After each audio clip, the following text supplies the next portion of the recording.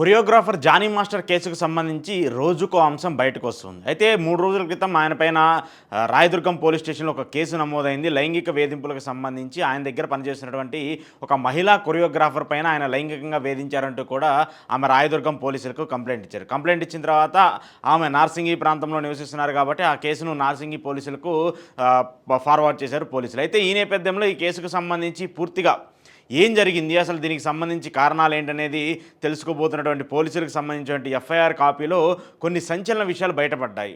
అయితే 2019లో choreographer Johnny దగ్గర ఆమె అసిస్టెంట్గా జాయిన్ అయ్యాని. జానీ దగ్గర అసిస్టెంట్గా జాయిన్ అయినటువంటి నేపథ్యంలో ఆయనతో సన్నిహితంగా ఉంటూ బయట షూటింగ్లు కానివ్వండి, లేదంటే ఇక్కడ హైదరాబాద్లో ఉన్నటువంటి షూటింగ్ ప్రదేశాలకు కానివ్వండి, వివిధ ప్రాంతాల్లో జరిగేటటువంటి వివిధ ఇండస్ట్రీలకు సంబంధించిన షూటింగ్ సమయంలో ఆయన నన్ను బయటికి తీసుకెళ్తూ ఉండేవాళ్ళు. అలాంటి సమయంలో ఆయన నా మీద లైంగికంగా వేధింపులు చేశారంటూ కూడా చెప్తూ వచ్చింది. ఆ తర్వాత ఆయన భార్య ప్రమేయం కూడా ఉంది దీనికి సంబంధించి, ఈ కేసుకు సంబంధించి అంటూ కూడా బాధితురాలు ఫిర్యాదు చేసింది పోలీసులకు సంబంధించి. అయితే ఆ తర్వాత దీనికి సంబంధించి జానీ మాస్టర్ బయటకు రావడము, బయటకు వచ్చి ఈ కేసుకు సంబంధించి ఆయన స్పందించడంతో దీని మీద విభిన్న ఆరోపణలు వస్తున్నాయి. ఎందుకంటే జానీ మాస్టర్ చెప్తున్న అంశం ఏంటంటే, ఏదైతే కొరియోగ్రఫీకి సంబంధించినటువంటి అసోసియేషన్ ఉందో, కొరియోగ్రఫీ అసోసియేషన్లో కొన్ని విభేదాలు ఉన్నాయి. ఆ విభేదాల కారణంగా నా మీద కుట్ర చేయడానికో, లేదంటే నా ప్రతిష్టకు భంగం కల్పించడానికో, లేదంటే నన్ను అవమానపరచడానికో ఇలాంటి మహిళలను అడ్డం పెట్టుకొని నా మీద ఇలాంటి ఆరోపణలు, ఇలాంటి వ్యాఖ్యలు చేస్తున్నారని చెప్పేసి జానీ మాస్టర్ ఆరోపిస్తున్నారు.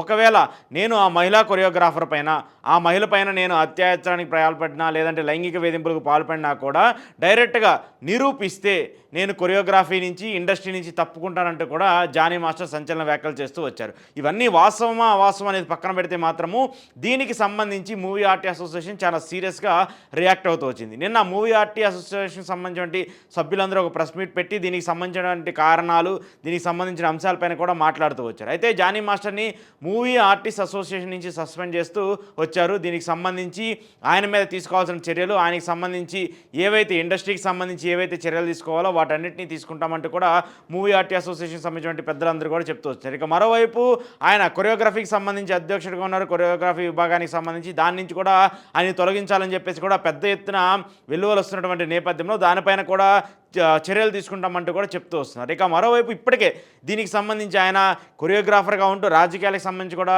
ఒక కీలక వ్యక్తిగా ఉన్నారు. జనసేన పార్టీకి సంబంధించి కీలక వ్యక్తిగా ఉన్నారు. ఆయన గత ఎన్నికల్లో, అంటే మొన్న జరిగినటువంటి ఎన్నికల్లో జనసేన పార్టీలో జాయిన్ అయ్యి ఆ జనసేన పార్టీ సపోర్ట్గా మాట్లాడుతూ వచ్చారు. ఇలాంటి నేపథ్యంలో ఆయన పైన కూడా జనసేన పార్టీ సస్పెన్షన్ వేటు వేసింది. కార్యక్రమాలకు, పార్టీకి సంబంధించిన కార్యక్రమాలకు కూడా దూరంగా ఉండాలని చెప్పేసి ఆయన కూడా సస్పెన్షన్ వేటు వేసిన పరిస్థితిని కూడా మనం చూసొచ్చాం. సో ఇలా ఒక్కొక్క ప్రక్రియ నుంచి జానీ మాస్టర్ని ఒక్కొక్కటిగా అందరూ వైదొలిగిస్తూ వస్తున్నారు. ఇప్పటికే ఇండస్ట్రీకి సంబంధించి మా అసోసియేషన్, అలాగే కొరియోగ్రఫీ అసోసియేషన్కి సంబంధించి ఇప్పుడు పాలిటిక్స్ నుంచి 3 అంశాల నుంచి కూడా పక్కన పెట్టినటువంటి నేపథ్యంలో ఇప్పుడు పూర్తి స్థాయిలో పోలీసులు ఈ కేసు పైన దృష్టి సారించనున్నారు.